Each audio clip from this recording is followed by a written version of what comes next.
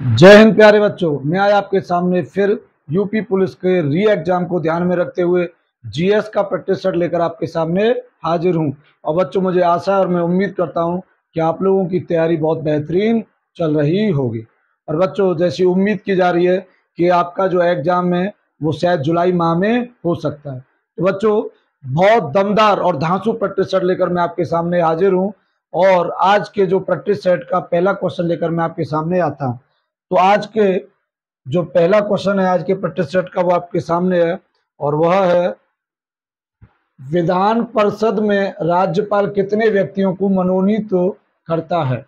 Option first है 1/6 सदस्यों को, ऑप्शन सेकंड 1/12 सदस्यों को, ऑप्शन थर्ड 1/3 सदस्यों को, और ऑप्शन फोर इनमें से कोई नहीं। तो इस क्वेश्चन का राइट आंसर ऑप्शन फर्स्ट है 1/6 सदस्यों को राज्यपाल विधान परिषद में मनोनीत करता है। अब यह बात की जाए बच्चों, तो विधान परिषद की यदि बात की जाए तो कुछ विधान परिषद के बारे में आपको बता दूं। जैसे आर्टिकल 169 और आर्टिकल 171, ये दोनों आर्टिकल हैं जो विधान परिषद से संबंधित हैं। अनुच्छेद 169 की बात की जाए तो यह विधान परिषद के निर्माण से संबंधित है। किससे? विधान परिषद के गठन से संबंधित है। विधान परिषद के गठन से संबंधित है। अनुच्छेद 171 की बात की जाए तो ये विधान परिषद की संरचना से संबंधित है। क्लियर है ना? विधान परिषद की संरचना से संबंधित है। अब महत्वपूर्ण बात क्या है कि विधान परिषद का गठन कौन करता है? तो विधान परिषद का गठन संसद करती है। कौन करती है? संसद या पार्लियामेंट करती है। और यह साधारण बहुमत से होता है। ये किससे होता है? साधारण बहुमत से होता है। किससे होता है? साधारण बहुमत से होता है। लेकिन संसद के पास पहुंचने से पहले विधानसभा अपने 2/3 सदस्यों से यह प्रस्ताव पारित करा लेती है। क्लियर है? अब अगर बात की जाए तो जैसे विधान परिषद की बात की जाए तो मैं आपको बता दूं कि विधान परिषद में जो सदस्य संख्या होती है, विधान परिषद में जो सदस्य होते हैं, विधान परिषद में जो सदस्य होते हैं वो मैं आपको बता दूं कि जिस राज्य में विधानसभा है, जिस राज्य में विधानसभा है उसके 1/3 होते हैं। जिस राज्य में विधानसभा है उसके 1/3 हो सकते हैं। अधिकतम विधान परिषद में कितने सदस्य हो सकते हैं? अधिकतम हो सकते हैं उस राज्य की विधानसभा का 1/3 हो सकते हैं अधिकतम। और यदि न्यूनतम की बात की जाए तो न्यूनतम जो सदस्य हो सकते हैं उनकी संख्या है 40। कितनी है? 40। अब बात की जाए तो मान लीजिए जैसे उत्तर प्रदेश की विधानसभा में, उत्तर प्रदेश की विधान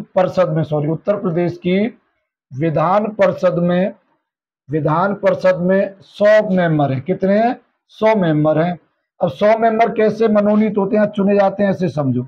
100 का 1/3 सदस्य विधानसभा द्वारा, 1/3 सदस्य विधानसभा द्वारा, उसके अलावा 1/3 सदस्य स्थानीय निकाय द्वारा, स्थानीय निकाय का मतलब होता है नगर निगम, नगर पालिका, वो सब स्थानीय निकाय में आते हैं। उसके अलावा 1/12 सदस्य स्नातकों द्वारा, 1/12 सदस्य स्नातकों द्वारा। उसके अलावा 1/12 सदस्य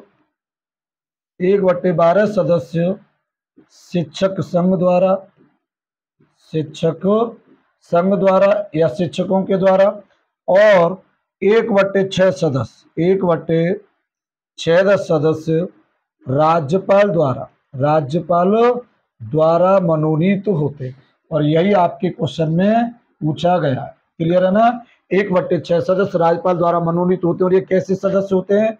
जो कला, खेल, विज्ञान, साहित्य आदि में जो ख्याति प्राप्त होते हैं वो इसमें मनोनीत होते हैं। किसके द्वारा? राज्यपाल के द्वारा। और आपको पता है कि राज्यसभा में 12 ऐसे व्यक्तियों को राष्ट्रपति मनोनीत करता है। क्लियर है ना? उसके अलावा मैं आपको बता दूं कि जो हमारे वर्तमान में यदि बात की जाए, वर्तमान में केवल 6 ऐसे राज्य जिनमें विधान परिषद है। कितने राज्य हैं? विधान परिषद वाले राज्य कितने हैं? जहां विधान परिषद है वहां राज्यों की संख्या कितनी है? 6। इसमें आपको बता दूं उत्तर प्रदेश, बिहार, महाराष्ट्र, उसके अलावा तेलंगाना, उसके अलावा कर्नाटक और आंध्र प्रदेश। इसको याद करने के लिए आप याद कर सकते हो, यूपी में अब तक क्या कर सकते हो आप लोग? यूपी में अब तक इनको याद करने के लिए यूपी से हो गया आपका उत्तर प्रदेश। क्लियर है ना? उत्तर प्रदेश। मैं से हो गया आपका महाराष्ट्र। क्या हो गया? महाराष्ट्र हो गया। इसकी ट्रिक है याद करने की, महाराष्ट्र हो गया। अब की अगर बात की जाए तो मैं आपको बता दूं, अ से हो गया आपका आंध्र प्रदेश हो गया। उसके अलावा यदि बात की जाए व से तो बिहार हो गया। त से बात की जाए तो तेलंगाना हो गया। और क से बात की जाए तो आपका कर्नाटक हो गया। तो याद रखना ये ट्रिक है इन 6 राज्यों की याद करने की, जिन राज्यों में विधान परिषद है। इस क्वेश्चन का राइट आंसर आपका ऑप्शन फर्स्ट है। क्लियर है? नेक्स्ट क्वेश्चन आपके सामने है। नेक्स्ट क्वेश्चन की बात की जाए तो लाहो किस राज्य का प्रमुख लोक नृत्य है? ऑप्शन फर्स्ट है मेघालय, ऑप्शन सेकंड है उड़ीसा, ऑप्शन थर्ड है जम्मू कश्मीर और ऑप्शन 4 है केरल। तो मैं आपको बता दूं इस क्वेश्चन का राइट आंसर है ऑप्शन फर्स्ट मेघालय। क्लियर है ना? लाहो किस राज्य का प्रमुख लोक नृत्य है? तो वो मेघालय का। अब मैं आपको बता दूं कि मेघालय जो लाहो है, लाहो इसको चिपिया नृत्य के नाम से भी जाना जाता है। इसको चिपिया नृत्य के नाम से भी जाना जाता है। उसके अलावा इसे पनार जनजाति द्वारा किया जाता है। पनार जनजाति द्वारा किया जाता है। मेघालय के कुछ और प्रमुख नृत्य हैं जिसमें मैं आपको बता दूं, जैसे नोंग क्रेम। उसके अलावा यदि बात की जाए तो इसका है दो ड्रुम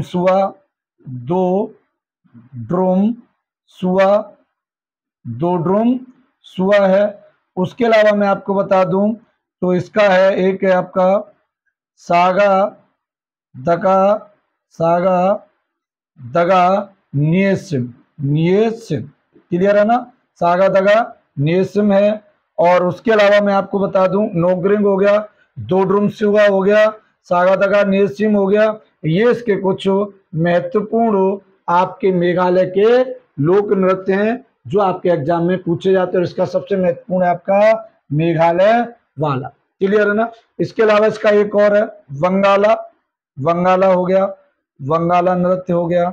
ये कुछ इसके महत्वपूर्ण है।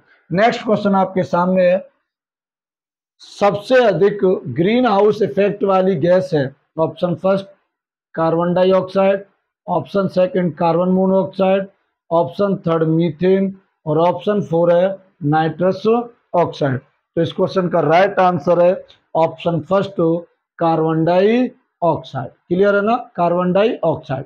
अब हम लोग देखेंगे कि ग्रीन हाउस इफेक्ट होता क्या है। ग्रीन हाउस इफेक्ट की बात की जाए तो मैं आपको बता दूं कि ये आप लोग धरातल या पृथ्वी बना लो। ये क्या मान ली हम लोगों ने? पृथ्वी।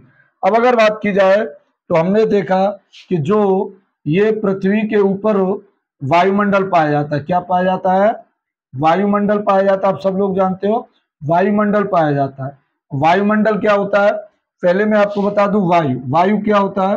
वायु होता है बच्चों गैसों का मिश्रण। क्या होता है? गैसों का मिश्रण। वायु होता है आपका गैसों का मिश्रण। अब इसमें महत्वपूर्ण बात क्या है? ये गैसों का मिश्रण होता है। अब विभिन्न गैसें जो आपके वायुमंडल में पाई जाती हैं, जैसे मैं आपको बता दूं एक गैस है जो CO2। ये क्या है? CO2। CO2 हम लोगों को ध्यान में रखनी है और CO2 से संबंधित ग्रीन हाउस इफेक्ट के बारे में बता रहे हैं हम लोग। तो मैं आपको बता दूं, गैस तो बहुत सारी पाई जाती हैं, जैसे नाइट्रोजन है, ऑक्सीजन है, कार्बन डाइऑक्साइड है, क्रिप्टोन है, न्यून है, बहुत सारी गैसें पाई जाती हैं। लेकिन मैं आपको बता दूं कि अब होगा क्या, अब मान लीजिए कि ये आपका सन है, ये क्या आपका सन है या सूर्य है, ये क्या सन है या सूर्य है। तो सूर्य की प्रकाश की किरण आती है, सूर्य की प्रकाश की किरणें धरातल तक आती है, क्लियर है ना। सूर्य की प्रकाश की किरणें क्या आ रही हैं, धरातल तक आ रही है, और उसमें गैसें भी हैं।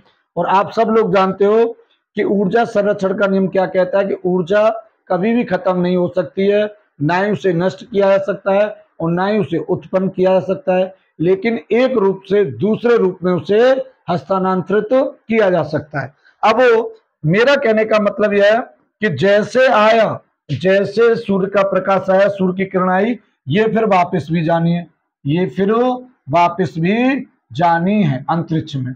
अब मेरा कहने का मतलब यह है कि जो सूर्य की किरणें पृथ्वी तक आती हैं उनको हम लोग कहते हैं शॉर्ट वेव। क्या कहते हैं उनको हम लोग?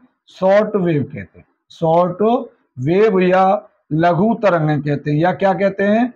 लघु तरंगें कहते हैं। और जो धरातल से अंतरिक्ष में जाती हैं इनको हम लोग कहते हैं लॉन्ग वेव। क्या कहते हैं इनको हम लोग? लॉन्ग वेव कहते हैं, लॉन्ग वेव या दीर्घ तरंगें कहते हैं, दीर्घ तरंगें कहते हैं।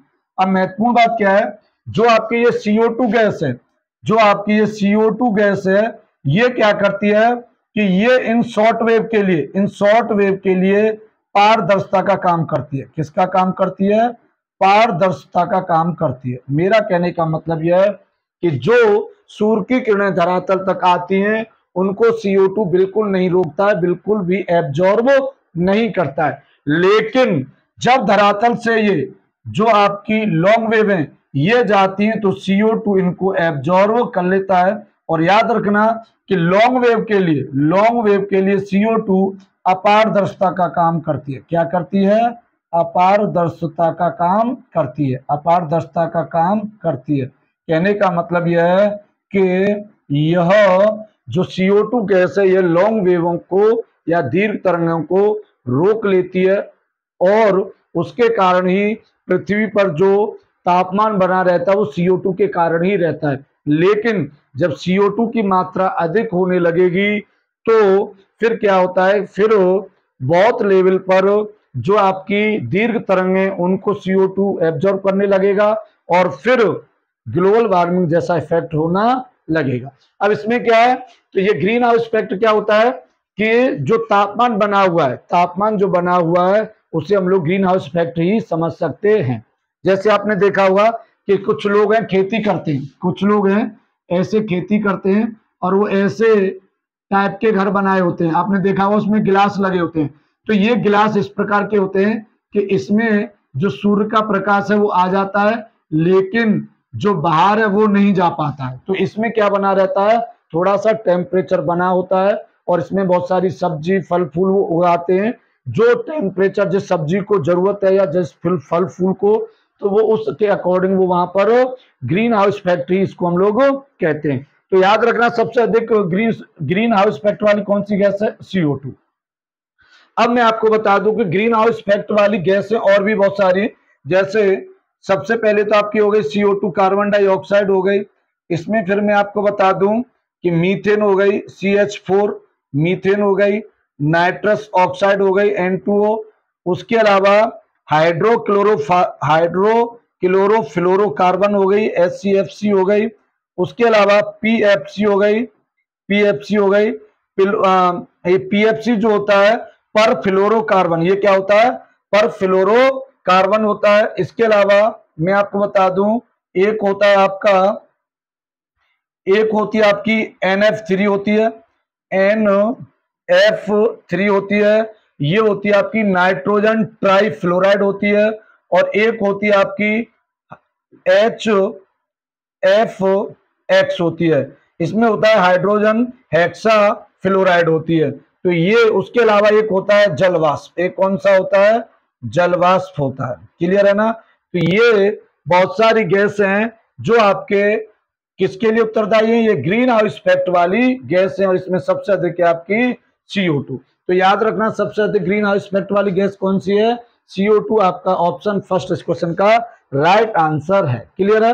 नेक्स्ट क्वेश्चन आपके सामने है, कलिंग विजय का विवरण अशोक के किस अभिलेख में है? ऑप्शन फर्स्ट 13वें शिलालेख, ऑप्शन सेकंड 4 शिलालेख, ऑप्शन थर्ड 7वें शिलालेख, ऑप्शन 4 प्रथम शिलालेख। तो मैं आपको बता दूं इस क्वेश्चन का राइट आंसर ऑप्शन फर्स्ट है, 13वें शिलालेख में कलिंग विजय के बारे में बताया गया है। तो बच्चों याद रखना ये बहुत महत्वपूर्ण क्वेश्चन है, और मेरी क्लास यदि आप लोगों को पसंद आ रही है तो इसे ज्यादा से ज्यादा शेयर करें और कमेंट बॉक्स में अवश्य बताएं कि कैसी लग रही है। अब कलिंग विजय की बात की जाए तो मैं आपको बता दूं कि जो अशोक की जो कलिंग विजय है यह अपने राज्याभिषेक के 8 वर्ष बाद, कब? अपने राज्याभिषेक के 8 वर्ष बाद की थी। राज्याभिषेक के 8 वर्ष बाद कलिंग विजय की थी। क्लियर है ना? 8 वर्ष बाद की थी, अर्थात हम कह सकते हैं कि 9वें वर्ष में, कब? 9वें वर्ष में कलिंग विजय की थी। उसके अलावा जो कलिंग विजय की थी तो इसी से अशोक का हृदय परिवर्तित हुआ था, पूछा जाता है। तो याद रखना किस विजय के बाद? तो अशोक का हृदय किस विजय के बाद परिवर्तित हुआ? तो अशोक का हृदय परिवर्तित हो गया था, कब? कलिंग विजय के बाद। क्लियर है? उसके अलावा यदि बात की जाए तो इसमें बताया जाता है कि लाखों लोग मारे गए, 1.5 लाख लोग अपाहिज या बुरी तरह से घायल हुए, और लाखों लोग विस्थापित हो गए या उनका सर्वनाश हो गया। अब दूसरी बात महत्वपूर्ण क्या है कि जो 13 शिलालेख हैं अशोक के, ये अब मैं आपको बता दूं कि अशोक के जो शिलालेख हैं उनको पढ़ने में मदद, अशोक के शिलालेखों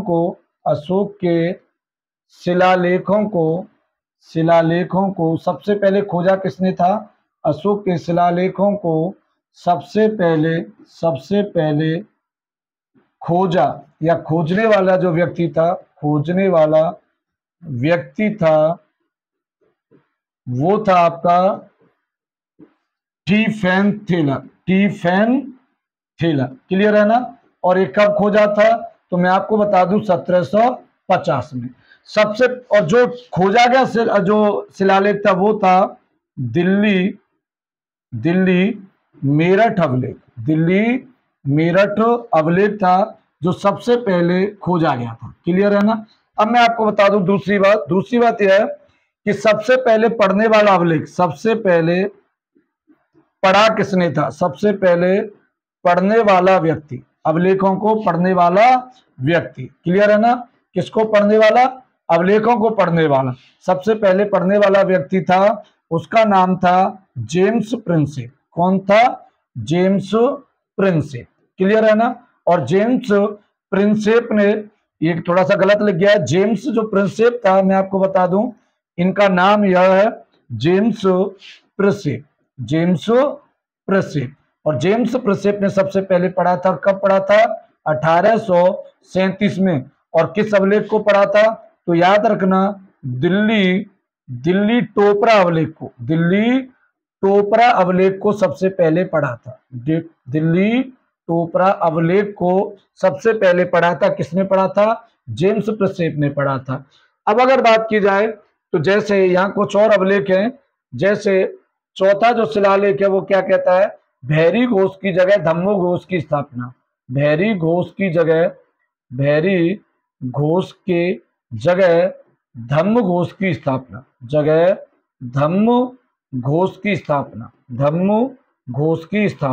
क्लियर है ना? उसके अलावा यदि बात की जाए तो 7वां शिलालेख है, वह यह कहता है कि सभी संप्रदाय के लोग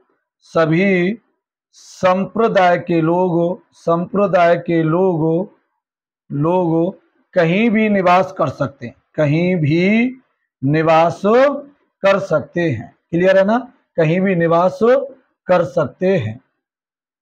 क्लियर है? ये इसमें बताता। प्रथम शिलालेख की बात की जाए तो यह पशु बलि की रोक से संबंधित है। पशु बलि की रोक से संबंधित है। क्लियर है ना? पशु बलि की रोक से संबंधित है।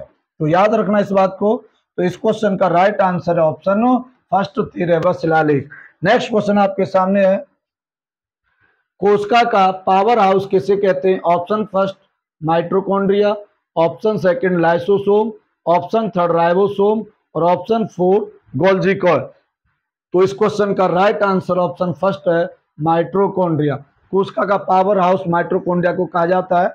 और याद रखना इस बात को, यह क्वेश्चन बहुत बार पूछा गया, बहुत महत्वपूर्ण है। देखिए, जो कोशिका का पावर हाउस माइटोकॉन्ड्रिया को कहा जाता है, इसकी जो खोज की थी वो अल्टमैन ने की थी। किसने की थी?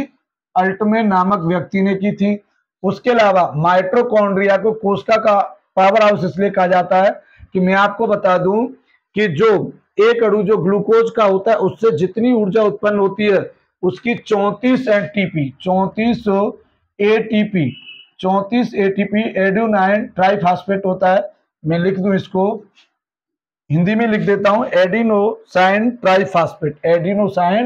ट्राइफॉस्फेट। अब अगर बात की जाए तो एडिनोसाइन ट्राइफॉस्फेट जो होता है, एडिनोसाइन ट्राइफॉस्फेट,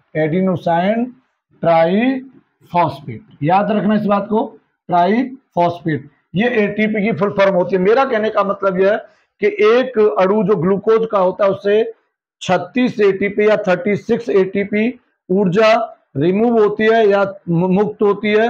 उसमें से 34 एटीपी माइटोकॉन्ड्रिया में ही रिलीज होती है और इस कारण माइटोकॉन्ड्रिया को ही कोशिका का पावर हाउस या ऊर्जा ग्रह कहते हैं। क्लियर है? दूसरी बात, लाइसोसोम की यदि बात की जाए तो लाइसोसोम को कोशिका की सुसाइडल बैग या आत्महत्या थैली कहते हैं। क्या कहते हैं? कोशिका की आत्महत्या की थैली, कोशिका की आत्महत्या की थैली कहते हैं। क्लियर है ना? क्या कहते हैं? आत्महत्या की थैली कहते हैं। और लाइसोसोम की जो खोज की थी, लाइसोसोम की जो खोज की थी वो डी डवे ने की थी। किसने की थी? डी डवे ने की थी। राइबोसोम की बात की जाए तो राइबोसोम को कोशिका का या प्रोटीन संश्लेषणकर्ता कहा जाता है। क्या कहा जाता है? कोशिका का प्रोटीन संश्लेषणकर्ता कहा जाता है। क्लियर है ना? प्रोटीन का संश्लेषणकर्ता कहा जाता है। और राइबोसोम की जो खोज की थी वो पेलेड ने की थी। किसने की थी? पेलेड नामक व्यक्ति ने की थी। और गोल्जी कॉय को कोशिका का यातायात प्रबंधक कहा जाता है। कोशिका का यातायात प्रबंधक कहा जाता है। क्लियर है ना? ट्रैफिक मैनेजमेंट कहा जाता है, यातायात प्रबंधक को कहा जाता है। और याद रखना, इसकी खोज इसी नामक व्यक्ति ने की थी। तो याद रखना, इस क्वेश्चन का राइट आंसर ऑप्शन फर्स्ट है। नेक्स्ट क्वेश्चन आपके सामने है, द्वितीय पंचवर्षीय योजना किस मॉडल पर आधारित थी? ऑप्शन फर्स्ट है PC Mahalanobis model, option second है हेराल्ड डोमर मॉडल, डोमर होता है वैसे, ऑप्शन थर्ड है सुखमय चक्रवर्ती मॉडल और ऑप्शन फोर है अशोक रुद्र मॉडल। तो इस क्वेश्चन का राइट आंसर ऑप्शन फर्स्ट है पीसी महालनोबिस मॉडल। बच्चों, ये क्लास आपको कैसी लग रही है मुझे कमेंट बॉक्स में अवश्य बताएं और इसे ज़्यादा से ज़्यादा शेयर करें कि जिससे भी कुछ और बच्चों का भी भला हो सके। बच्चों, मैं आपको इतना जरूर कहता हूं कि जब आप लोगों का जो यूपी पुलिस का एग्जाम होगा उसके बाद आपको मैं यहाँ खड़ा होकर आपको बताऊंगा कि यहाँ से कितने सारे क्वेश्चन आए। और मुझ पर ज्यादा कुछ कहना नहीं आता है, लोगों की तरह कि कौन क्या क्या नहीं कहता है, ये वादा या ये दावे मुझ पर नहीं आता है करना। लेकिन मैं बस अपना फोकस, हमारा जो मेन हमारा और आपका जो मध्य जो संबंध है वो शिक्षा को लेकर है। और मैं यही पूरा प्रयास करता हूं कि फालतू बात मुझे बिल्कुल भी नहीं करनी है, सिर्फ और सिर्फ शिक्षा पर ही ध्यान देना है। क्लियर है बच्चों? तो इस क्वेश्चन का राइट आंसर ऑप्शन फर्स्ट है। अब यदि बात की जाए पंचवर्षीय योजना, तो भारत में सबसे पहली प्रथम पंचवर्षीय योजना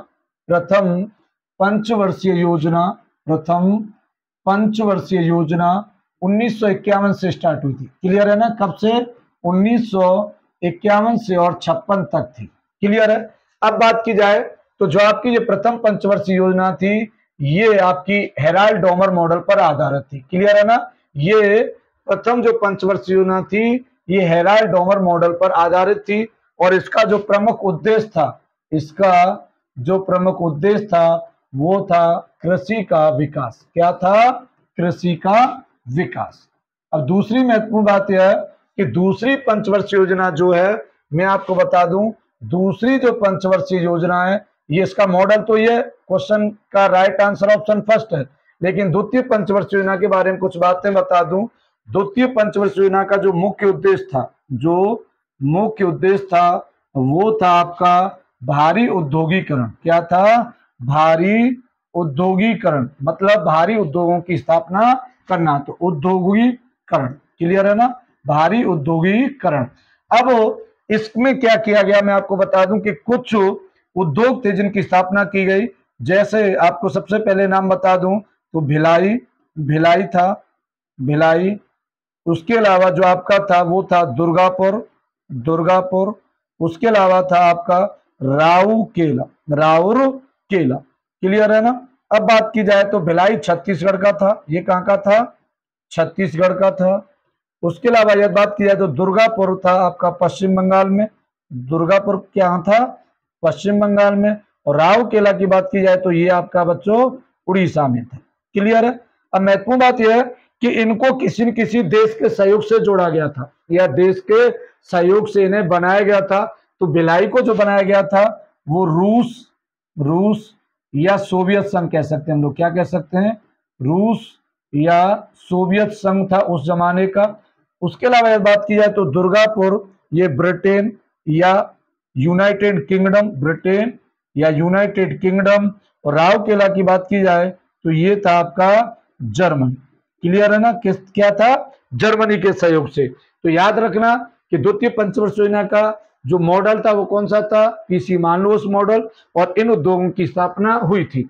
यदि सुखमेय चक्रवर्ती मॉडल की बात की जाए तो ये तृतीय पंचवर्षीय योजना थी। कौन सी थी? तृतीय पंचवर्षीय योजना थी। क्लियर है। तृतीय पंचवर्षीय योजना का कौन सा मॉडल था? तो वो मॉडल था सुखमेय चक्रवर्ती मॉडल। अब मैं आपको बता दूं बच्चों कि जो पंचवर्षीय योजना है इसमें एक योजना अवकाश पूछा जाता है। क्या पूछा जाता है? योजना अवकाश पूछा जाता है। तो योजना अवकाश कितनी बार हुआ था? तो 3 बार हुआ है। और जो 3 बार जो योजना अवकाश हुआ है मैं आपको बता दूं उसका जो समय है वह है, प्रथम जो योजना अवकाश हुआ था प्रथम, वो था आपका 1966 से 69 तक। दूसरा जो योजना अवकाश था वो 1978 से 80 तक था। और जो तीसरा योजना अवकाश था वो 1990 से 92 तक था। ये क्वेश्चन कई बार पूछा गया। उसके अलावा एक क्वेश्चन और है जो महत्वपूर्ण है, मैं आपको बता दूं, वह यह है कि गरीबी हटाओ का नारा पूछा जाता है। तो गरीबी हटाओ का नारा किस पंचवर्षीय योजना में दिया गया था? तो याद रखना ये 5वीं पंचवर्षीय योजना थी। गरीबी हटाओ का नारा किस पंचवर्षीय योजना का था? तो याद रखना यह जो पंचवर्षीय योजना थी वो थी 5वीं पंचवर्षीय योजना। कौन सी थी? 5वीं पंचवर्षीय योजना में गरीबी हटाओ का नारा दिया गया था। क्लियर है। इस क्वेश्चन का right answer option first. Next question आपके सामने है, भागीरथी व अलकनंदा नदी जहां मिलती है उस स्थान को किस नाम से जाना जाता है? ऑप्शन फर्स्ट है रुद्रप्रयाग, ऑप्शन सेकंड है कर्णप्रयाग, ऑप्शन थर्ड है देवप्रयाग और ऑप्शन 4 है नंदप्रयाग। तो इस क्वेश्चन का राइट आंसर ऑप्शन थर्ड है देवप्रयाग। तो मैं आपको बता दूं कि जो भागीरथी और अलकनंदा नदी है कहां से कैसे इनका उद्गम होता है। तो सबसे पहले मैंने ये एक बिंदु लिया और यहां से ये इसको यहां तक भेज दिया। फिर मैंने एक बिंदु यहां लिया और एक बिंदु मैंने यहां तक भेज दिया। एक बिंदु मैंने यहां लिया और इसे यहां तक भेज दिया। क्लियर है। अब मैं आपको बता दूं कि जो ये स्थान है, ये स्थान जो मैंने माना है यह है गंगोत्री। ये क्या है? गंगोत्री है। क्लियर है ना। ये क्या है? गंगोत्री है। और गंगोत्री के गोमुख से क्या निकलती है? भागीरथी नदी निकलती है। याद रखना ये कौन सी नदी है जो मैंने आपके सामने बनाई है? ये है भागीरथी नदी। क्लियर है सबका। उसके अलावा ये जो है ये है आपका केदारनाथ। ये केदारनाथ है। और यहां से मैं आपको बता दूं जो ये नदी निकलती है इस नदी को हम लोग कहते हैं मंदाकिनी। क्या कहते हैं इस नदी को? हम लोग मंदाकिनी के नाम से यह जानी जाती है, मंदाकिनी नदी। और ये है भागीरथी नदी। क्लियर है। उसके अलावा यदि बात की जाए तो ये जो पॉइंट है ये सतोपथ हिमालय, क्या है, सतोपथ हिमालय है, और सतोपथ हिमालय के ही ये बद्रीनाथ से निकलती है। ये क्या है, बद्रीनाथ, सतोपथ हिमालय का ये बद्रीनाथ है। क्लियर है। अब मैं आपको बता दूं कि जो ये स्थान है, ये जो स्थान है, ये जो स्थान है इसको रुद्रप्रयाग के नाम से जाना जाता है। क्या है इसका नाम, रुद्रप्रयाग। क्या है, रुद्रप्रयाग। और जो ये नदी है, ये नदी है आपकी अलकनंदा। ये कौन सी नदी है, अलकनंदा, अलकनंदा नदी है। अब महत्वपूर्ण बात क्या है, महत्वपूर्ण बात यह है कि इसमें कुछ और नदी आके मिलती है। जैसे मान लीजिए ये यहां से आके एक मिलती है, एक यहां से आके ऐसे मिलती है, और एक है जो यहां से आके ऐसे मिलती है।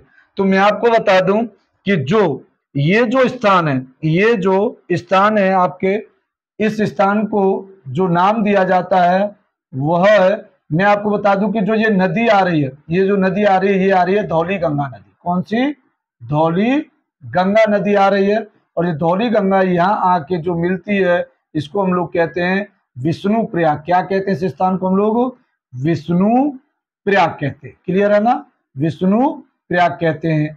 उसके अलावा जो ये नदी आके जहां मिल रही है, इस नदी को हम लोग, ये है नंदाकिनी नदी। कौन सी है, नंदाकिनी नदी, नंदाकिनी नदी है। और जो नंदाकिनी नदी आकर यहाँ मिलती है, इसको बच्चों हम लोग नंद प्रयाग के नाम से जानते हैं। किस नाम से जानते हैं, नंद प्रयाग के नाम से जानते हैं। क्लियर है। उसके अलावा जो ये है, ये पॉइंट है, इसको हम लोग कर्ण प्रयाग के नाम से जानते हैं। किस नाम से जानते हैं, कर्ण प्रयाग के नाम से जानते हैं। और जो ये नदी है, यह नदी आपकी पिंडार नदी, कौन सी नदी है, पिंडार नदी है। क्लियर है यहां तक सबका। ये क्वेश्चन पूछा जाता है, इसमें तो पूछा गया आपका कि जो भागीरथी और अलकनंदा मिलती है उस स्थान को क्या कहते हैं, लेकिन ये सब पूछे जाते हैं कि रुद्रप्रयाग किस स्थान को कहते हैं, तो मंदाकिनी और अलकनंदा मिलते हैं वहां, उस स्थान को कहते हैं हम रुद्रप्रयाग। अब इसमें महत्वपूर्ण बात क्या है, महत्वपूर्ण बात यह है कि ये जैसे आगे बढ़ती है, इनकी जो संयुक्त धारा है ये जो आगे बढ़ती जाती है, और यहां जब ये मिलती है तो इस स्थान को आपको मैं बता दूं देवप्रयाग के नाम से जाना जाता है। किस नाम से जाना जाता है, देवप्रयाग के नाम से जाना जाता है। और इसके बाद जो संयुक्त धारा बहती है इन सभी की, इसको हम लोग गंगा नदी के नाम से जानते हैं। क्लियर है ना, किस नदी के नाम से जानते हैं, गंगा नदी के नाम से जानते हैं।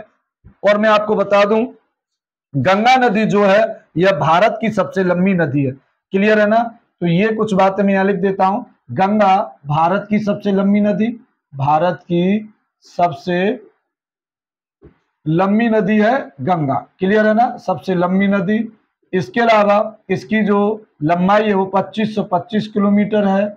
इसके अलावा ये 5 राज्यों से होकर गुजरती है, 5 राज्यों से होकर गुजरती है। और 5 राज्यों में कौन कौन से हैं, आपका उत्तर प्रदेश, उत्तराखंड, उत्तराखंड, आपका बिहार, बिहार, झारखंड और पश्चिम बंगाल, और पश्चिम बंगाल।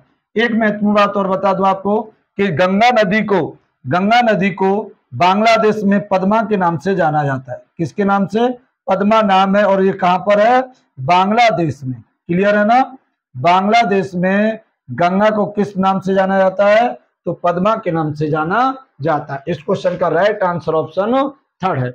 नेक्स्ट क्वेश्चन आपके सामने है, संसद की सबसे बड़ी समिति कौन सी है, संसद की सबसे बड़ी समिति कौन सी है। तो मैं आपको बता दूं कि संसद की जो सबसे बड़ी समिति है वो ऑप्शन फर्स्ट प्राक्कलन समिति, ऑप्शन सेकंड राज्य उपक्रम समिति, ऑप्शन थर्ड लोक लेखा समिति, और ऑप्शन 4 इनमें से कोई नहीं। तो इस क्वेश्चन का राइट आंसर प्यारे बच्चों ऑप्शन फर्स्ट है, प्राक्कलन या आकलन समिति है जो संसद की सबसे बड़ी समिति है।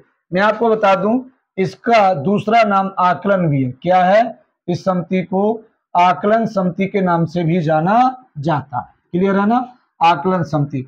उसके अलावा मैं आपको बता दूं इसकी जो स्थापना हुई थी, इसकी स्थापना जॉन मथाई की अध्यक्षता में। किसकी, जॉन मथाई, ये पहले रेल मंत्री थे स्वतंत्र भारत के। जॉन मथाई की अध्यक्षता में, जॉन मथाई की अध्यक्षता में जॉन मथाई की अध्यक्षता में 1950 में। कब हुई? 1950 में हुई। उसके अलावा इसमें जो सदस्य होते हैं, इसमें जो सदस्य होते हैं वो 30 होते हैं। कितने होते हैं? 30 होते हैं। और महत्वपूर्ण बात याद रखना कि ये सभी लोकसभा से होते हैं। सभी जो सदस्य होते हैं सभी लोकसभा से ही होते हैं, सभी लोकसभा के सदस्य होते हैं। यहाँ राज्यसभा का कोई भी नहीं होता, सभी लोकसभा से या लोकसभा के सदस्य होते हैं। क्लियर है ना? सभी लोकसभा या लोकसभा के सदस्य होते हैं। दूसरी महत्वपूर्ण बात क्या है? दूसरी महत्वपूर्ण बात यह है कि आकलन समिति का कोई भी मंत्री सदस्य नहीं होता। कोई भी मंत्री इसका सदस्य नहीं होता है। कोई भी मंत्री इस समिति का सदस्य नहीं होता, इस समिति का सदस्य नहीं होता है। क्लियर है ना? सदस्य नहीं होता है। दूसरी महत्वपूर्ण बात क्या है? दूसरी महत्वपूर्ण बात यह है कि इस समिति को स्थायी मितव्ययता भी कहा जाता है। इस समिति को स्थायी मितव्ययता समिति भी कहते हैं। स्थायी मितव्ययता समिति के नाम से भी जाना जाता है। याद रखना, इस क्वेश्चन का राइट आंसर ऑप्शन फर्स्ट है। अब अगर बात की जाए, राज्य उपक्रम समिति की स्थापना 1964 में हुई। कब हुई? 1964 में हुई। अच्छा, इसके सदस्यों का भी कार्यकाल 1 वर्ष होता है। इसके जो सदस्य होते हैं इनका कार्यकाल कितना होता है? 1 वर्ष होता है। इसकी स्थापना 1964 में हुई। याद रखना, इसमें कुल 22 सदस्य होते हैं। कितने सदस्य होते हैं? इसमें 22 सदस्य होते हैं। कितने होते हैं? 22 सदस्य होते हैं। और इसमें भी याद रखना कि इसमें लोकसभा से और राज्यसभा दोनों से होते हैं। लोकसभा और राज्यसभा दोनों से होते हैं। लोकसभा से जिनकी संख्या होती है 15 होती है और राज्यसभा से 7 होती है। इस समिति का भी सदस्यों का कार्यकाल 1 वर्ष होता है। इसका भी कोई मंत्री सदस्य नहीं होता है। अब बात की जाए लोक लेखा समिति, तो लोक लेखा समिति की बात की जाऊं तो इसकी जो स्थापना हुई वो मैं आपको बता दूं 1919 के अधिनियम के तहत। किसके तहत? 1919 के अधिनियम के तहत। 1919 के अधिनियम के तहत 1921 में। कब हुई? 1921 में हुई। उसके अलावा महत्वपूर्ण बात यह है कि इसमें भी कुल सदस्य 22 होते हैं। कितने होते हैं इसमें भी? कुल सदस्य 22 होते हैं। कितने? 22 होते हैं। ये भी सेम है, ये भी लोकसभा से और राज्यसभा से। लोकसभा से 15 और राज्यसभा से 7 होते हैं। क्लियर है ना? उसके अलावा इसको लोक लेखा समिति को इस आकलन समिति की बहन कहा जाता है। क्या कहा जाता है? आकलन समिति की बहन भी कहते हैं। आकलन समिति की बहन किसको कहा जाता है? लोक लेखा समिति को। उसके अलावा मैं आपको बता दूं कि जो लोक लेखा समिति का जो अध्यक्ष होता है वो बहुत महत्वपूर्ण है। हमेशा विपक्ष का नेता होता है। याद रखना, कौन होता है? विपक्ष का नेता होता है लोक लेखा समिति का अध्यक्ष। क्लियर है? आपको यह क्लास कैसी लग रही है इसे जरूर मुझे आप कमेंट बॉक्स में बताएं और इसे ज्यादा से ज्यादा शेयर करें जिससे कि कुछ बच्चों का भी भला हो सके।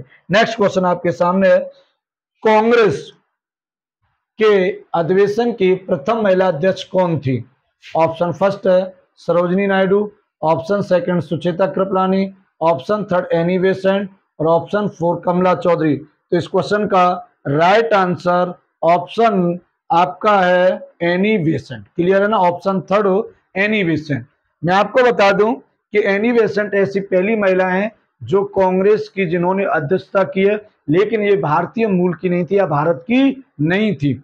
एनी बेसेंट की बात की जाए तो इन्होंने जो अध्यक्षता की थी, जिन्होंने अध्यक्षता की थी वो 1917 में की थी और किस अधिवेशन में? कलकत्ता अधिवेशन में की थी। क्लियर है ना? कलकत्ता अधिवेशन में इन्होंने अध्यक्षता की थी। याद रखना। उसके अलावा यह बात की जाए तो सरोजिनी नायडू ने जो अध्यक्षता की थी, सरोजिनी नायडू ने अध्यक्षता की थी तो वो 1925 में की थी और कानपुर अधिवेशन में की थी। किस जगह पर? कानपुर अधिवेशन था 1925 1925 में। क्लियर है ना। दूसरी महत्वपूर्ण बात यह है सरोजिनी नायडू की कि सरोजिनी नायडू भारत की प्रथम महिला अध्यक्ष थी। भारत की प्रथम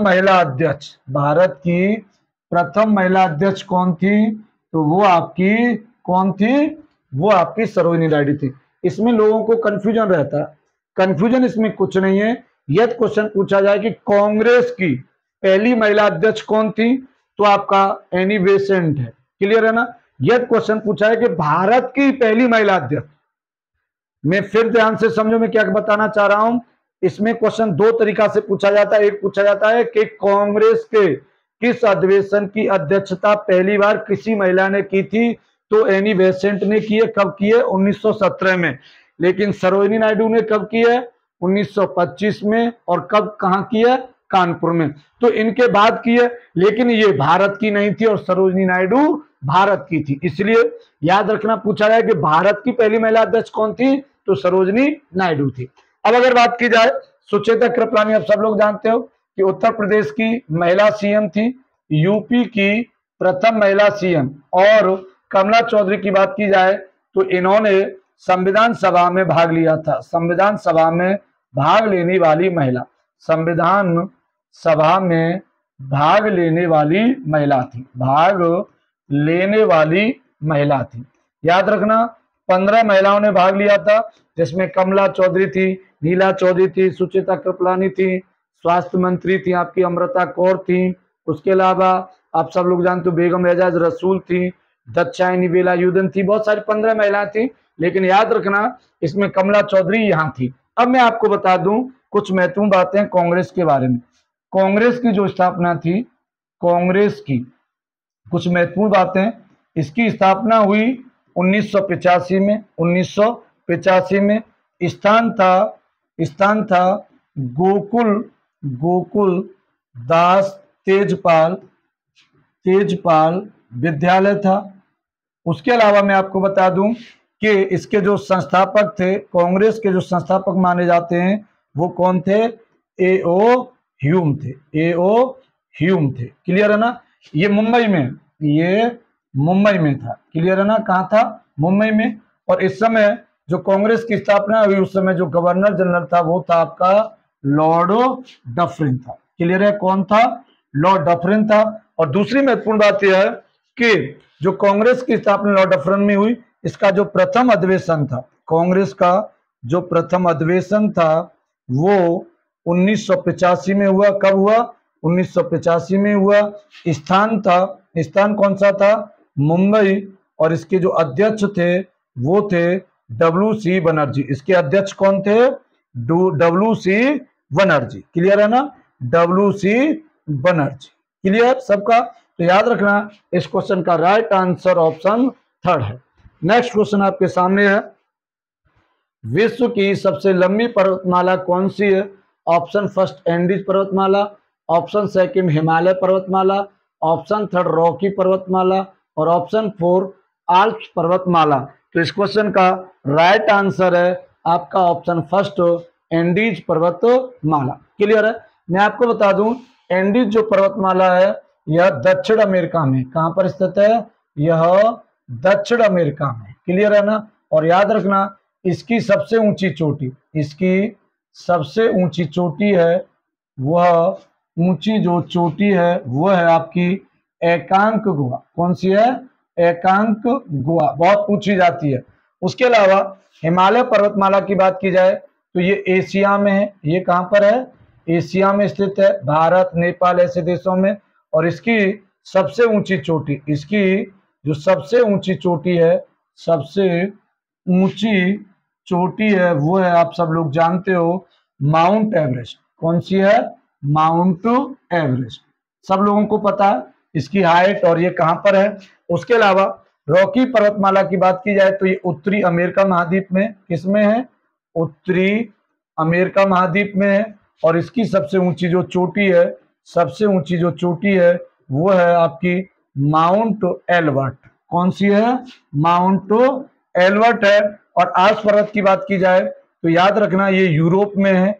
यूरोप के कुछ देशों के नाम बता दूं, जैसे ऑस्ट्रिया, ऑस्ट्रिया,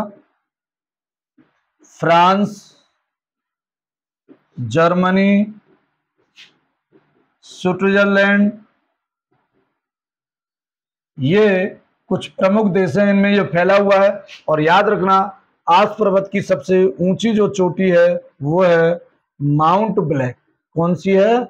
माउंट ब्लैक है। याद रखना इस क्वेश्चन का राइट आंसर ऑप्शन फर्स्ट है। नेक्स्ट क्वेश्चन आपके सामने है, अंतरराष्ट्रीय मैन बुकर पुरस्कार किसे दिया गया है 2024 का? याद रखना ये 2024 के लिए। तो ऑप्शन फर्स्ट है आपके सामने जेनी एरपेनबेक, ऑप्शन सेकंड है माइकल हॉफमैन, ऑप्शन थर्ड है गीतांजलि श्री और ऑप्शन फोर है जॉर्जी गोस्पोदिनुक। तो मैं आपको बता दूं इस बार जेनी एरपेनबेक को दिया गया है। किसको दिया गया है? जॉनी एरपेनबेक को दिया गया है। और मैं बता दूं इनकी जो उपन्यास है वो किस उपन्यास के लिए दिया गया है? तो वो उपन्यास है कैरोस। क्या है? कैरोस। और दूसरी महत्वपूर्ण बात यह है कि जो कैरोस है यह जर्मन भाषा में, मूलतः किस भाषा का है? जर्मन का। तो याद रखना प्रथम जर्मन भाषा का उपन्यास है जिसे मान बुकर पुरस्कार दिया गया। प्रथम जर्मन भाषा का उपन्यास, प्रथम जर्मन भाषा का उपन्यास, जर्मन भाषा का उपन्यास है जिसे अंतरराष्ट्रीय मान बुकर पुरस्कार दिया गया। यदि माइकल हॉफमैन की बात की जाए तो इन्होंने इस कैरोस को अनुवादित किया था अंग्रेजी में। किसमें? अंग्रेजी में अनुवादित किया था, अंग्रेजी में अनुवादित किया था। क्लियर है ना? अनुवादित। और आपको पता हुआ कि इन्हें 2023 के लिए अंतरराष्ट्रीय मान बुकर पुरस्कार से सम्मानित किया था और गीतांजलि श्री को 2022 के लिए। क्लियर है ना? 2022 के लिए गीतांजलि श्री थी, जॉर्जी गोस्पोदिनुक 2023 के लिए थे और जॉनी एरपेनबेक 2024 के लिए दिया गया। और इनके किस उपन्यास के लिए? तो कैरोस उपन्यास के लिए। और याद रखना कि यह पहला जर्मन उपन्यास है जिसे मान बुकर पुरस्कार दिया गया। क्लियर है? नेक्स्ट क्वेश्चन आपके सामने। बच्चों मेरा गला कई दिन से खराब है, ऑफलाइन क्लास लेता हूं वैसे भी तो थोड़ी सी दिक्कत है, लेकिन मैं पूरा प्रयास कर रहा हूं। बहुत दर्द हो रहा है गले में बहुत, और मेरी आवाज नहीं निकल पा रही है, लेकिन फिर भी मैं बहुत जोर लगा के बोल रहा हूं। तो आप आइए ऑप्शन वो क्वेश्चन नेक्स्ट, शांत जल नीति किस गवर्नर की पहल है? ऑप्शन फर्स्ट है अल्बुकर्क, ऑप्शन सेकंड है Vasco D gamma, option third है अल्मीडा और ऑप्शन फोर है नीनोडी कूना। तो इस क्वेश्चन का राइट आंसर ऑप्शन थर्ड है अल्मीडा। तो मैं आपको बता दूं ये सारे पुर्तगाली गवर्नर हैं। क्या हैं? ये सारे पुर्तगाली गवर्नर हैं। आप सब लोगों को पता है कि वास्को डी गामा, जो वास्को डी गामा थे सबसे पहले 1498 में भारत आए, सब लोग जानते हो आप लोग। और ये कहाँ पहुंचे थे? कालीकट बंदरगाह, आप सब लोग जानते हो, कालीकट बंदरगाह पहुंचे थे। और ये पहले पुर्तगाली थे, भारत आने वाले पहले पुर्तगाली कौन थे? तो वो थे वास्को डी गामा। क्लियर है ना? भारत आने वाले पहले पुर्तगाली थे। क्लियर है ना? आने वाले पहले पुर्तगाली, पहले पुर्तगाली। दूसरी महत्वपूर्ण बात यह है कि जब ये आए थे तो ये यहाँ से मसाले खरीद के ले जाते हैं और जब ये अपने पुर्तगाल देश पहुंचते तो वहां इन्हें सब कुछ जो इनका खर्चा काटकर आने जाने में जो था सब खर्चा काटने के बाद इन्हें 60 गुना प्रॉफिट हुआ। कहने का मतलब यह है कि इन्होंने 1 रुपये से 60 रुपये कमाए थे और इससे ये सब लोग आकर्षित हुए भारत की तरफ। याद रखना जब ये आए थे वास्को डी गामा तो वहां राजा जमोरिन था। कौन था? राजा जमोरिन था और उसने इनका काफी स्वागत किया था। क्लियर है ना? और दूसरी महत्वपूर्ण बात क्या है कि वास्को डी गामा फिर आते हैं भारत में, 1502 में आते हैं और इनकी मृत्यु 1524 में भारत में होती है, कोच्चि में। याद रखना इनकी मृत्यु 1524 में कोच्चि में ही होती है। क्लियर है ना? वास्को डी गामा की मृत्यु कहाँ होती है? कोच्चि में, ये पूछा जाता है। उसके अलावा यदि बात की जाए जो अल्मीडा है ये पुर्तगाल के प्रथम आधिकारिक गवर्नर थे, प्रथम आधिकारिक गवर्नर थे। क्लियर है ना? गवर्नर थे और इन्होंने ही शांत जल नीति का अनुसरण किया था। क्लियर है ना? याद रखना। और यदि बात की जाए अल्बुकर्क को पुर्तगाली शक्ति का वास्तविक संस्थापक माना जाता है। पुर्तगाली शक्ति का वास्तविक संस्थापक माना जाता है। शक्ति का वास्तविक संस्थापक किसे माना जाता है? तो याद रखना, वो अल्बुकर्क को ही माना जाता है, क्योंकि इन्होंने भारतीय महिलाओं से शादी करने की बात कही। इन्होंने 1610 में गोवा को जीता, हारमुज बंदरगाह, ये कुछ चीजें थी जो इन्होंने मलक्का वहां पर इन्होंने कब्जा कर लिया था। तो इसलिए याद रखना, अल्बुकर्क को पुर्तगाली शक्ति का वास्तविक संस्थापक माना जाता है। लेकिन इस क्वेश्चन का राइट आंसर ऑप्शन थर्ड है। नेक्स्ट क्वेश्चन आपके सामने है, भारतीय संविधान का कौन सा अनुच्छेद आज तक लागू नहीं हुआ है? ऑप्शन फर्स्ट अनुच्छेद 352, ऑप्शन सेकंड अनुच्छेद 17, ऑप्शन थर्ड अनुच्छेद 21 और ऑप्शन 4 अनुच्छेद 360। तो मैं आपको बता दूं, इस क्वेश्चन का राइट आंसर ऑप्शन 4 है। अनुच्छेद 360 आज तक कभी भी हमारे देश में लागू नहीं हुआ है। और अनुच्छेद 360 वित्तीय आपात से संबंधित है। किससे संबंधित है? वित्तीय आपात से संबंधित है। याद रखना, क्वेश्चन ऐसे तो पूछा गया है कई बार कि ऐसी कौन सी आपातकालीन व्यवस्था है जो हमारे देश में आज तक लागू नहीं हुई है? तो वो कौन सी है? वित्तीय आपात है, आज तक कभी लागू हुई नहीं है। जब लागू नहीं हुई है और वो किस अनुच्छेद में? अनुच्छेद 360 में। तो फिर 360 कभी लागू हुआ ही नहीं है ना। तो क्वेश्चन ऐसे भी पूछा सकता है कि भारतीय संविधान का कौन सा अनुच्छेद जो आज तक कभी लागू नहीं हुआ है। अनुच्छेद 352 की बात की जाए तो ये राष्ट्रीय आपात से संबंधित है। किससे संबंधित है?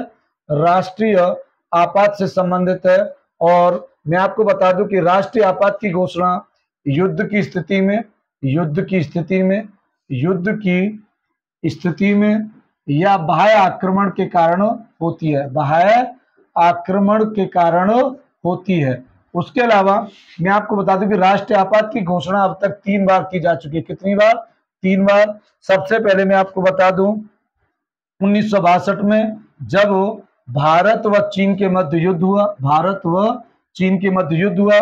फिर दूसरी थी 1971 में, जब भारत व पाकिस्तान के मध्य युद्ध हुआ। और तीसरी थी 1975 में आंतरिक गड़बड़ी के कारण। किसके कारण? आंतरिक गड़बड़ी के कारण हुई थी। क्लियर है ना? तो आज तक 3 बार राष्ट्रीय आपात की घोषणा हुई है। उसके अलावा राष्ट्रीय आपात की स्थिति में ही लोकसभा का कार्यकाल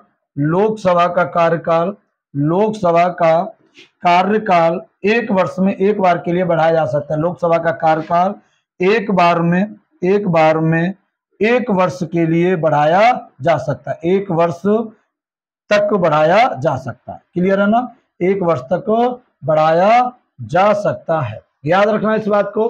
तो इस क्वेश्चन का राइट आंसर ऑप्शन 4 है। हाँ, अनुच्छेद 17 की बात की जाए तो ये अस्पृश्यता, क्या कहता है? अस्पृश्यता का अंत। क्लियर है ना? और अनुच्छेद 21 कहता है प्राण एवं दैहिक स्वतंत्रता। क्या कहता है ये? प्राण एवं दैहिक स्वतंत्रता। क्लियर है? याद रखना, यह बहुत महत्वपूर्ण है और बहुत बार पूछा जाता है। इस क्वेश्चन का राइट आंसर ऑप्शन 4 है। बच्चों, मेरी क्लास कैसी लग रही है मुझे आप जरूर कमेंट बॉक्स में बताएं, कि जिससे इससे मैं अगर इसमें कुछ और कमी होगी तो मैं उसमें और सुधार करूंगा। क्लियर है बच्चों? नेक्स्ट क्वेश्चन आपके सामने है, सबसे अधिक वर्ण विक्षेपण किस रंग का होता है? ऑप्शन फर्स्ट है लाल रंग का, ऑप्शन सेकंड है बैंगनी रंग का, ऑप्शन थर्ड है हरे रंग का और ऑप्शन 4 है पीले रंग का। तो मैं आपको बता दूं इस क्वेश्चन का राइट आंसर ऑप्शन सेकंड है, वर्ण विक्षेपण बैंगनी रंग का सबसे अधिक होता है। मैं आपको बताऊं कि वर्ण विक्षेपण होता क्या है। ऐसे समझो कि मान लो ये कोई प्रिज्म है, ये क्या है? ये प्रिज्म है। क्लियर है? ये क्या है? प्रिज्म है। क्लियर है ना? ये क्या है? प्रिज्म है। अब आप मानो कि ये आता है, ये क्या है? ये सूर्य का प्रकाश है, या ऐसे समझो कि ये सफेद प्रकाश कह सकते हैं हम लोग। इसे क्या है? ये सफेद प्रकाश है। क्या है? सफेद प्रकाश है या सूर्य का प्रकाश है। अब क्या होता है कि ये जब यहाँ प्रिज्म से होकर गुजरता है तो यह ऐसे विभिन्न रंगों में विभाजित हो जाता है। क्या? यह विभिन्न रंगों में विभाजित हो जाता है।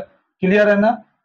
ये विभिन्न रंगों में विभाजित हो जाता है। और ये मैं आपको बता दूं कि ये जो विभिन्न रंग हैं ये कौन से हैं? तो ये विभिन्न रंग हैं आपके, एक मिनट, ये जो विभिन्न रंग है आपके वो है विबग्योर, VIBGYOR। मैं आपको बता दूं, वी का मतलब होता है वायलेट, या इसको हम लोग कह सकते हैं बैंगनी। क्या कह सकते हैं इसको हम लोग? बैंगनी। ये इंडिगो होता है, इंडिगो या जामुनी, इंडिगो या इसको हम लोग कहते हैं जामुनी। क्लियर है ना? उसके अलावा यदि बात की जाए तो ये ब्लू या नीला, इसको हम लोग ग्रीन या हरा, इसको हम लोग येलो या पीला, इसको हम लोग ऑरेंज या नारंगी और इसको हम लोग लाल। क्लियर है? रेड या लाल। तो याद रखना, वर्ण विक्षेपण की बात की जाए तो सबसे अधिक होता है इसका, किसका? सबसे अधिक इसका, और सबसे कम वर्ण विक्षेपण इसका होता है। याद रखना, सबसे कम वर्ण विक्षेपण किसका होता है?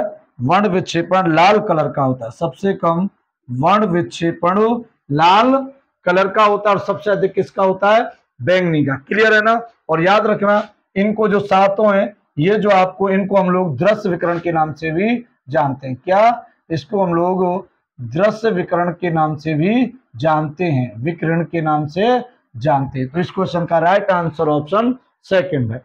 नेक्स्ट क्वेश्चन आपके सामने है। नेक्स्ट क्वेश्चन की बात की जाए तो है, कितने लोगों को 2024 में पद्म विभूषण पुरस्कार दिया गया है? ऑप्शन फर्स्ट है आपके सामने 7, ऑप्शन सेकंड 5, ऑप्शन थर्ड है 6 और ऑप्शन 4 है 4। तो याद रखना, इस क्वेश्चन का राइट आंसर ऑप्शन सेकंड है। क्या है? Option second. 5 व्यक्तियों को 2024 में पद्म विभूषण से सम्मानित किया गया। मैं आपको बता दूं कि पद्म विभूषण की बात की जाए तो पहले हम पद्म पुरस्कार देख लेते हैं। क्या है? पद्म पुरस्कार। तो पद्म पुरस्कार इस बार कुल कितने मिले हैं? 132। कितने? 132। इसमें से क्या है? इसमें से मैं आपको बता दूं कि सबसे बड़ा इनमें जो होता है पद्म में, वो होता है पद्म विभूषण। क्या होता है? पद्म विभूषण। ये 5 व्यक्तियों को मिला है। उसके बाद होता है आपका पद्म भूषण। कौन सा होता है? पद्म भूषण। ये 17 व्यक्तियों को मिला है। और इसके बाद होता है आपका पद्म श्री। कौन सा? पद्म श्री होता है। यह आपका 110 17 और 5 22, ये 110 व्यक्तियों को मिला है। कितने व्यक्तियों को मिला है? ये 110 व्यक्तियों को मिला है। तो याद रखना, कुल कितना है? 132। अब अगर बात की जाए तो जो पद्म विभूषण जो 132 है, इसमें से मैं आपको बता दूं महिला कितनी महिलाएं, तो 30 महिलाएं। कितनी है?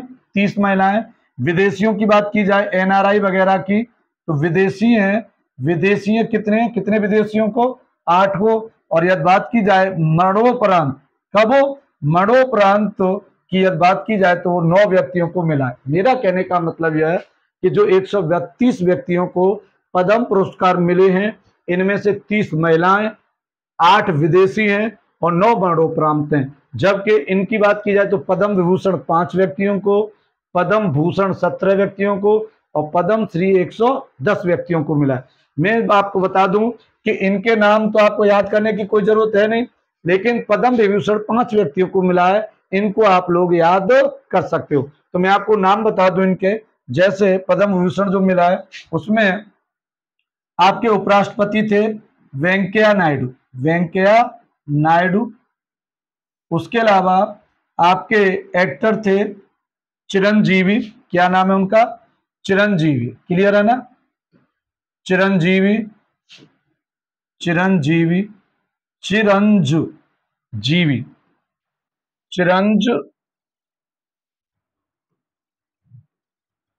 चिरंजीवी। क्लियर है ना? चिरंजीवी।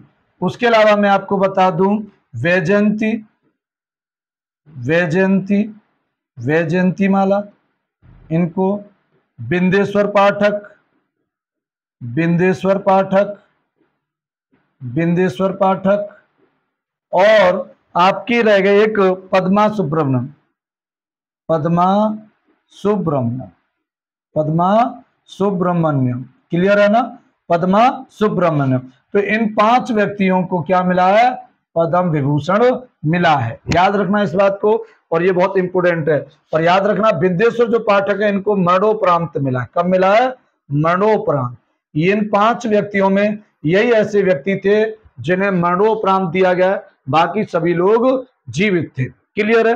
अब अगर बात की जाए तो जैसे चिरंजीवी है, इनको कला के क्षेत्र में, वैजयंती माला इनको भी कला के क्षेत्र में। यह बात की जाए तो आपका पद्मा सुब्रमण्यम भी, ये भी कला के क्षेत्र में। और अगर बात की जाए वेंकैया नायडू को, तो इन्हें सार्वजनिक मामलों के क्षेत्र में, सार्वजनिक मामलों के क्षेत्र में।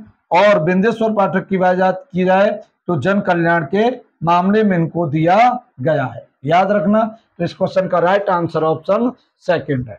नेक्स्ट क्वेश्चन आपके सामने है, अर्थशास्त्र किस विषय पर लिखी हुई पुस्तक है? ऑप्शन फर्स्ट है अर्थव्यवस्था पर, ऑप्शन सेकंड अंगणित पर, ऑप्शन थर्ड राजनीतिक पर, और ऑप्शन 4 इनमें से कोई नहीं। तो मैं आपको बता दूं इस क्वेश्चन का राइट आंसर ऑप्शन थर्ड है, राजनीतिक पर। अर्थशास्त्र की बात की जाए तो अर्थशास्त्र राजनीति प्लस लोक प्रशासन दोनों पर लिखी गई पुस्तक है। क्लियर है ना? राजनीतिक और लोक प्रशासन पर लिखी गई पुस्तक है। भले ही नाम अर्थशास्त्र है लेकिन अर्थव्यवस्था से इसका कोई संबंध नहीं है। इस बुक में या अर्थशास्त्र में किस किस के बारे में बताया गया? राजनीतिक और लोक प्रशासन के बारे में। अब अगर बात की जाए तो अर्थशास्त्र जो लिखा है या जिसकी प्रसिद्ध बुक है उसका नाम है विष्णुगुप्त। क्या है? विष्णुगुप्त, या इसी को हम लोग कौटिल्य कहते हैं, कौटिल्य, या इसी को हम लोग चाणक्य कहते हैं। याद रखना कि जो अर्थशास्त्र पुस्तक है वो किसकी है? विष्णुगुप्त, कौटिल्य या चाणक्य, ये एक ही व्यक्ति के नाम है। दूसरी महत्वपूर्ण बात क्या है कि जो अर्थशास्त्र है, अर्थशास्त्र के भाग 15 हैं, उपभाग या इनको अधिकरण कहते हैं। क्या कहते हैं? उपभाग या अधिकरण। उपभाग या अधिकरण इसके 180 हैं। उसके अलावा यदि बात की जाए तो इसकी जो भाषा है वो संस्कृत है। भाषा कैसी है इसकी? संस्कृत है। उसके अलावा इसमें जो श्लोक हैं वो 6000 हैं। कितने हैं? 6000 इसके श्लोक हैं। दूसरी महत्वपूर्ण बात क्या है कि जो अर्थशास्त्र को जो संकलित किया गया था 1909 में। कब? 1909 में से संकलित किया गया था। क्लियर है ना? संकलित किया गया था। तो याद रखना इस क्वेश्चन का राइट आंसर ऑप्शन थर्ड है। नेक्स्ट क्वेश्चन आपके सामने है, भोपाल में त्रासदी किस गैस के रिसाव के कारण हुई थी? ऑप्शन फर्स्ट है कार्बन डाइऑक्साइड, ऑप्शन सेकंड है क्लोरोफ्लोरोकार्बन, ऑप्शन थर्ड है कार्बन मोनोऑक्साइड, और ऑप्शन 4 है मिथाइल आइसोसाइनेट। तो मैं आपको बता दूं इस क्वेश्चन का राइट आंसर ऑप्शन 4 है, मिथाइल आइसोसाइनेट के रिसाव के कारण भोपाल में बहुत बड़ी त्रासदी हुई थी। यहाँ रात में लाखों लोग सोते रह गए थे, उन्होंने सुबह का दिन ही नहीं देखा था। कहने का मतलब यह कि वो जैसे रात में सोए थे वो सोते हुए रह गए, सुबह उन्होंने सूर्योदय देखा ही नहीं था। इन मिथाइल आइसोसाइनेट बहुत ही खतरनाक गैस थी या बहुत जहरीली गैस थी। और मैं आपको बता दूं ये जो घटना थी भोपाल में, जो त्रासदी की जो घटना थी वो 3 दिसंबर 1984 को मानी जाती है। और मैं आपको बता दूं एक कंपनी थी जिस कंपनी का नाम था वो थी यूनियन कार्बाइड। कौन थी? यूनियन कार्बाइड कंपनी थी। क्लियर है ना? और यूनियन कार्बाइड कंपनी से बताया जाता है कि 250 टन, लगभग 250, वैसे तो ज्यादा था, ये आंकड़े छुपाए गए थे, और 250 टन जो गैस थी वो लीक हुई थी और वहां पर कोहराम मचा दिया था। आज तक वहां पर इस गैस का प्रभाव है। और इसका जो आरोपी था वो अमेरिका का था, इसका जो आरोपी था वो एंडरसन था, और यह आरोपी कहाँ का था? अमेरिका का था। और याद रखना इसको उसी दिन भगा दिया था, उसी रात यहां से देश में से चला गया था। इतनी बड़ी घटना के बावजूद भी इस व्यक्ति को इंडिया से बाहर जाने दिया था। सोचने वाली बात है। क्लियर है ना? तो इस क्वेश्चन का राइट आंसर ऑप्शन 4 है। और ये ऐसा व्यक्ति था जो भारत में लाखों जिंदगियों का ये जिम्मेदार था, और इस व्यक्ति को हमारे देश से बाहर जाने दिया। तो ये हमारे लिए तो विडंबना वाली बात थी, लेकिन अब क्या हुआ क्या नहीं, क्या कहा जाए। नेक्स्ट क्वेश्चन आपके सामने है, सर्दियों में उत्तर भारत में वर्षा का क्या कारण है? ऑप्शन फर्स्ट है दक्षिणी पश्चिमी मानसून, ऑप्शन सेकंड है उत्तरी पूर्वी मानसून, ऑप्शन थर्ड है पश्चिमी विक्षोभ और ऑप्शन फोर है इनमें से कोई नहीं। तो मैं आपको बता दूं इस क्वेश्चन का राइट आंसर ऑप्शन थर्ड है, पश्चिमी विक्षोभ के कारण ही सर्दियों में उत्तर भारत में वर्षा होती है, जैसे जम्मू कश्मीर, हिमाचल प्रदेश, उत्तराखंड, सामान्यतः जम्मू कश्मीर में ही होती है। मैं आपको बता दूं पश्चिमी विक्षोभ जो बनता है यह भूमध्य सागर से बनकर आता है। कहां से? यह भूमध्य सागर से बनकर आता है और वहां से ये नमी लेते हुए यह पश्चिम से पूरब की ओर चलता है। किधर? पश्चिम से पूरब की ओर चलता है। क्लियर है ना? पश्चिम से पूरब की ओर चलता है। याद रखना क्वेश्चन में क्या पूछा गया है कि सर्दियों में उत्तर भारत में, उत्तर भारत की बात कर रहा है, दक्षिण भारत की नहीं, या पूरे भारत की बात नहीं कर रहा है, उत्तर भारत में सर्दियों में वर्षा किससे होती है? तो पश्चिमी विक्षोभ या वेस्टर्न डिस्टर्बेंस से होती है। क्लियर है ना? अब दूसरी महत्वपूर्ण बात क्या है? दक्षिणी पश्चिमी मानसून की बात की जाए तो भारत में सबसे अधिक वर्षा इसी से होती है। भारत में सबसे अधिक वर्षा, भारत में सबसे अधिक वर्षा, सबसे अधिक वर्षा का कारण क्या है? वो है आपका दक्षिणी पश्चिमी मानसून। और उत्तरी पूर्वी मानसून से एक महत्वपूर्ण बात बता दूं कि तमिलनाडु में, या लौटता हुआ मानसून भी कहते हैं इसे, तमिलनाडु में सर्दियों में, तमिलनाडु में सबसे अधिक वर्षा इसी से होती है। याद रखना तमिलनाडु में सबसे अधिक वर्षा किससे होती है? तो वो उत्तरी पूर्वी मानसून से होती है और ये भी सर्दियों में ही होती है। याद रखना सर्दियों में मुख्यतः। क्लियर है? तो इस क्वेश्चन का राइट आंसर ऑप्शन थर्ड है। अगर बात की जाए तो नेक्स्ट क्वेश्चन आपके सामने, लोकसभा को भंग किस अनुच्छेद के द्वारा किया जा सकता है? ऑप्शन फर्स्ट अनुच्छेद 85, ऑप्शन सेकंड अनुच्छेद 86, ऑप्शन थर्ड अनुच्छेद 108 और अनुच्छेद 75 ऑप्शन 4 है। इस क्वेश्चन का राइट आंसर ऑप्शन फर्स्ट है, अनुच्छेद 85 के तहत लोकसभा भंग की जा सकती है। और लोकसभा को भंग कौन करता है? तो वो राष्ट्रपति को यह पावर दी गई है। क्लियर है ना? राष्ट्रपति अनुच्छेद 85 के तहत लोकसभा को भंग कर सकता है, लेकिन यह सामान्यतः इसका स्वयं का फैसला नहीं होता है, बल्कि मंत्रिपरिषद या प्रधानमंत्री के कहने पर ऐसा होता है। अनुच्छेद 86 की बात की जाए तो इसमें राष्ट्रपति के अभिभाषण से संबंधित है। राष्ट्रपति के अभिभाषण से कौन सा अनुच्छेद संबंधित है? तो अनुच्छेद 86 है। अनुच्छेद 108 की बात की जाए तो ये संयुक्त अधिवेशन से संबंधित, ये किससे संबंधित है? संयुक्त अधिवेशन से संबंधित है। क्लियर है ना? और आपको पता है कि संयुक्त अधिवेशन की बैठक बुलाता कौन है? संयुक्त अधिवेशन की बैठक बुलाता कौन है? तो राष्ट्रपति। कौन? राष्ट्रपति बुलाता है। जबकि इसकी अध्यक्षता कौन करता है? तो इसकी जो अध्यक्षता करता है वो हमेशा लोकसभा अध्यक्ष करता है। क्लियर है ना? लोकसभा अध्यक्ष करता है। क्लियर है? उसके अलावा कभी भी संयुक्त अधिवेशन धन विधेयक और संविधान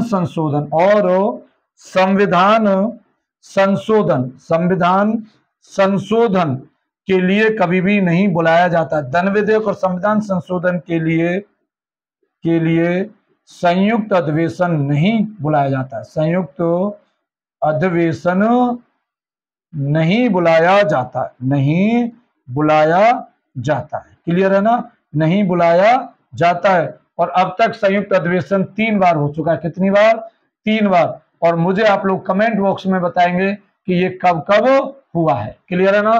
3 बार हुआ है। कब कब हुआ है मैं आपको 2 बता देता हूं। चलो, एक 1971 और 2002 पहला आप लोगों को बताने। याद रखना कि 3 बार हुआ आज तक संयुक्त अधिवेशन, और याद रखना कि ये कब कब हुआ ये आपको मुझे कमेंट बॉक्स में बताना है। और अनुच्छेद 75 की बात की जाए तो इसमें यह कहा गया कि राष्ट्रपति किसी भी